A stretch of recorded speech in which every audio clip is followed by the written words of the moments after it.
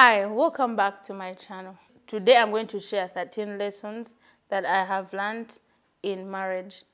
On the 12th of December, my husband and I made 13 years in marriage. So today I want to share the 13 lessons. There are so many, but I just want to pick 13 lessons and share with you. But before we dive into that conversation, I want to say thank you so much to people who have subscribed to this channel, people who are following, people who even go the extra mile of commenting, liking, and sharing. I am so grateful. So if you haven't subscribed, would you please consider subscribing to this channel? And if you're interested in the 13 things that I'm going to share about, please watch this video up to the end. The number one lesson is that my relationship with Christ is the most important relationship. Why my children, my husband, my friends, my relatives, all those people are important. My relationship with Christ sets the tone on a daily basis. And also because it's eternal, it's going to live on even when I go to heaven. And it's the most important relationship. So the other relationships come after that. It also affects the legacy that I will leave on this earth when I go to heaven, because it affects my worldview, it affects my character, it affects the way I think, it affects my values and principles. So my relationship with Christ is the most important relationship, and therefore I should pursue Christ with all that I have and all my strength. So, lesson number 2. I learned to say sorry even when I don't feel like it. I learned to say I love you even when I don't feel like it, because the feeling is not always there. Sometimes I'm not even aware that I offended my husband. But when he lets me know that it offended him, it's something I had to learn to say I'm sorry, especially when it was not intentional. Sometimes I would not feel like I wanted to say sorry. I wanted to explain it away, but I learned to say I'm sorry, whether I feel like it or not, and to say I love you to him, whether I feel like it or not. So don't wait for the feeling. Lesson number 3, forgiveness and love go hand in hand. When you love, you're going to be offended. So definitely you have to forgive.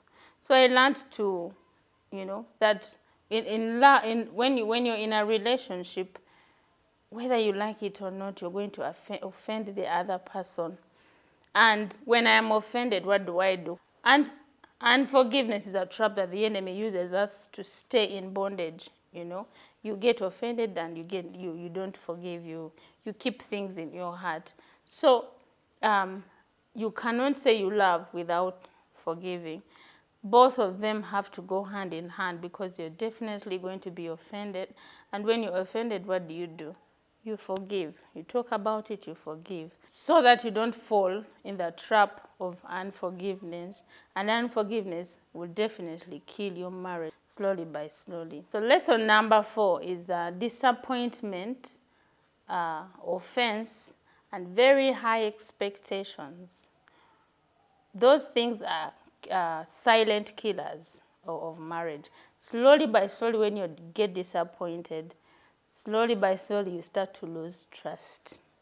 When you don't work on offense, slowly by slowly you start to lose trust. You start you feel like you need to protect yourself. And also when you have very high expectations of your spouse and they are not realized, silently your marriage can start to die. So I realized that setting very high expectations on your spouse also can, kill your marriage. You're expecting them to be perfect. You're expecting that they will know what you think. There's so much. Today I'm not even going to explain all these lessons, but they are lessons that I have learned. So when you get disappointed, it's important to talk about it. when you get offended, it's important to talk about it.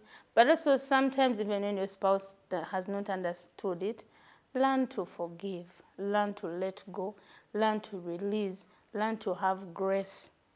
That's a big lesson that I learned, because I'm very, very emotional. So many things can affect me. But learning to release and to just let go of things was a beautiful lesson that I learned. So lesson number 5, I learned to rely on the Holy Spirit.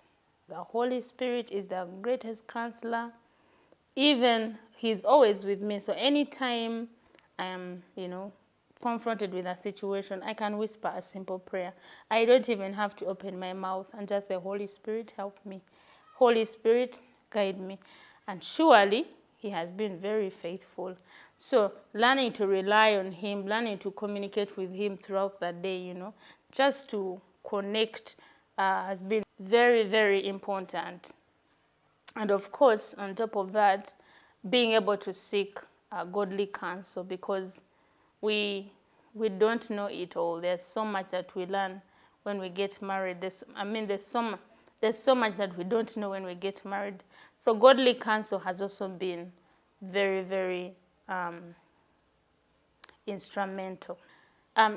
So lesson number 6, I learned that love is an action. Love is also a feeling, because that's how we fall in love. But also love is a choice. So it's a choice to love my husband. It's a choice to even love my children. It's a choice. I make a choice every day to love. You cannot say you love without actions. You have to live it out. So love is not just kept in the heart. Love is a feeling. And your spouse has to be able to know that you love them through your actions. And like I said, you have to choose to love even when you don't feel it that day. And thank God for feelings, because somehow, some days the feelings are not there, but other days the feelings are there. But love is a good thing. So lesson number 7 is time gives a different perspective. There are things that only will change with time. There are things that for you will lose meaning with time. Maybe there are things that bother you in the first year of marriage, but by the 10th year, they are no longer that important. You have already adjusted. Even you now weigh it and you realize, well, maybe I was too picky, maybe I was too proud, maybe I was too emotional. Like, now you can assess yourself and see where you were wrong in the first year of marriage. But in the first year of marriage, that thing was so important to you. It was like a deal breaker. So time has a way of giving you a different perspective. When you're going through struggles in marriage, it's important to be patient. It's important to extend grace, because after some time has passed, after some years have passed, sometimes you look back and you wonder, why was I frustrated? Why was that thing so important? Maybe why did I even want that particular thing? So time sometimes gives you that perspective. So it's important for you sometimes, especially when you're going through hard times. Some things, give them time. Give them time. You will learn how to sort them out. But also they will sort themselves out, because you're growing, you're changing. So time gives you a different perspective on certain things. So lesson number 8, I learned that it's important to share both your dreams. The husband shares, you share openly and honestly, so that you can know and start to plan how you're going to realize all those dreams. All those dreams are very, very important. Your dreams are important. Even his dreams are very, very important. So that none of you is silently frustrated, so that none of you has dreams that are not being realized. So it's very important to be honest. What are those things that you want to do? What are the things that you want to achieve? So that together you can plan. You plan together as a couple. And then you agree on which one will go first. which one will go next. But both your dreams are very important because they become both yours, you know, because now you're one. It's not just Florence has her dreams and then Eric has his dreams. We are one, so we have to find a way of supporting each other. Lesson number 9 is that I learned that it's important to work on yourself, deal with yourself. And what do I mean by that? Work on your character, work on your mindset, work on your, if you came in marriage with fears, if you came in marriage with issues, we all do actually, because somehow all of us come from brokenness. Somehow there's brokenness around us. So deal with yourself. The goal is not to really deal with the other person. The goal is to deal with yourself so that you can become a better person, so that you can mature more, so that you can, so that you're a better person as a whole. And also, as you deal with yourself, be patient with yourself, be kind with yourself, encourage yourself. If you hit a milestone, learn to actually encourage yourself. So I learned to encourage myself. You know how we wait for people to cheer us on? Sometimes the people cheering us on are not even there. Learn to encourage yourself. So I learned to encourage myself. I learned to be kind to myself. When you make a mistake, be kind to yourself. So deal with yourself as a way of, and what I mean is, you know, work on the areas that you struggle with, or work on the areas that have issues, but also celebrate yourself, cheer yourself. If you wait for other cheerleaders to come and cheer on in marriage, they might not be there. But when you know, I've overcome this, now maybe I've studied, celebrate yourself. So it's so important to learn that it's you you're supposed to work on, it's you you're supposed to change, it's you yourself. And you can't put that pressure on your husband, you can't put that pressure on your wife. There are things that once you're an adult, you have to learn how to do. You have to learn how to encourage yourself. You have to learn how to cheer yourself up so that deep inside you're not, you know, waiting for other people and wondering, why haven't they done this for me? If they do it, we thank God. We thank God for, you know, people around us that do those things. Thank God for spouses that, you know, are sensitive and encourage, for good spouses. But all in all, I think for me, in marriage, I realized you are your first cheerleader. You have to cheer yourself up so that you don't also get discouraged, because sometimes no one knows the things you're working on. Maybe you know the habits you're working on. So when you know you've overcome, cheer yourself up, celebrate, you know, and say, thank you know what you're dealing with. So yeah, deal with yourself, and let trust that the Lord will deal with your spouse, that the Lord will work on your spouse. Trust that somehow in their lane, they are also working on certain things that God is helping them. So lesson number 10 is communicate, communicate, communicate. What do I mean by that? Communication is very, very important in marriage. So you have to be able to learn. Communication affects every part of your marriage. In finances, you have to talk about it. Children, you have to talk about it. Your dreams, you have to talk about them. Why communication is very important? Because we also come into our marriages with sometimes like bad ways of communicating, you know, like silent treatment and those things. That's communication. But you have to learn to communicate in a positive way. You have to learn to communicate your emotions, your dreams, your hopes, you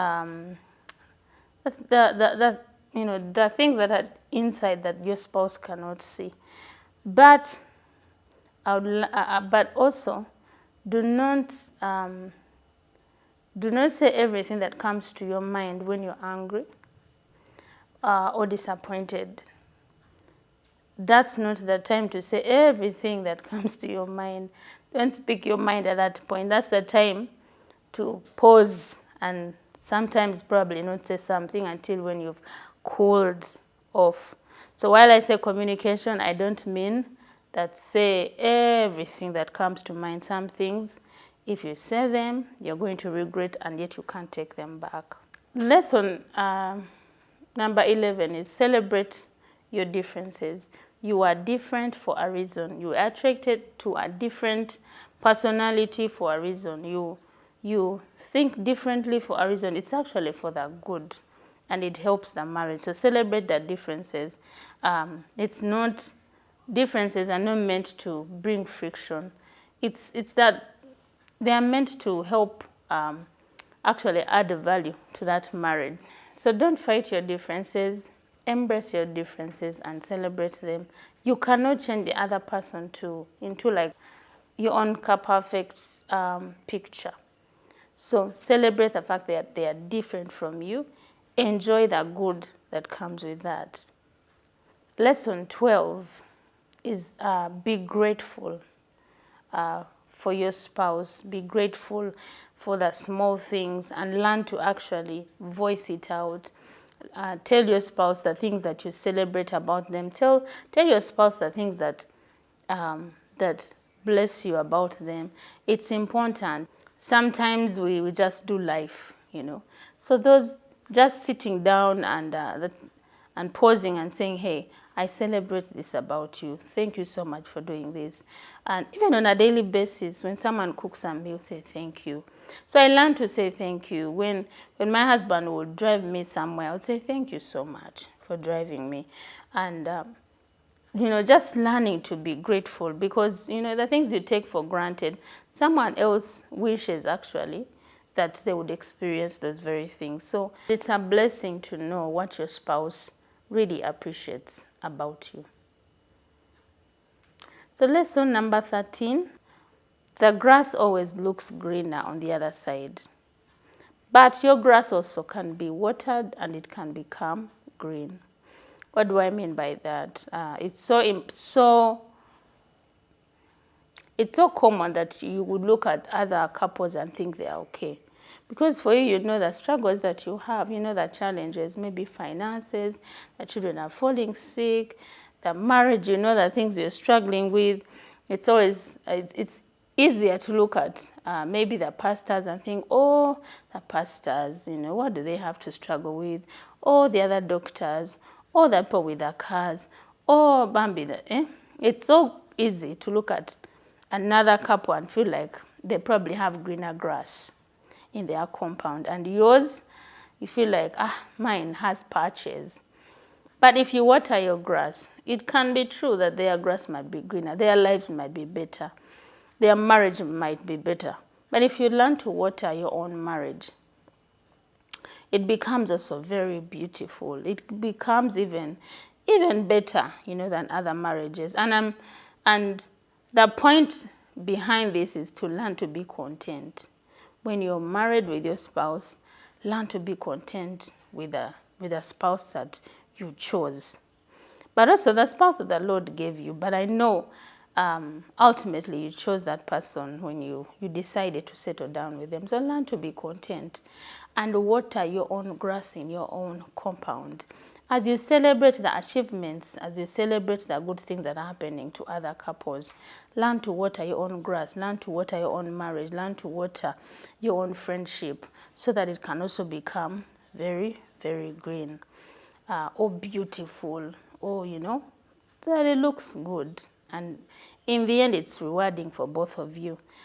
So those are my 13 lessons that I have learned in the 13 years of marriage. And let me tell you, there are so many lessons. And if I could do a YouTube video on each one of these lessons, because there's so much to learn. But for now, I just want to end here. And just to say, I'm so grateful for the last 13 years of marriage, and that the Lord honored me with a gift of marriage. So, yeah, I hope you learn one or two things. And I know probably for some of you have been married, who are married, some of these lessons you have also learned them. If you know someone who needs this video, please share it with them. Thank you so much for watching. God bless you. See you in another conversation. Bye.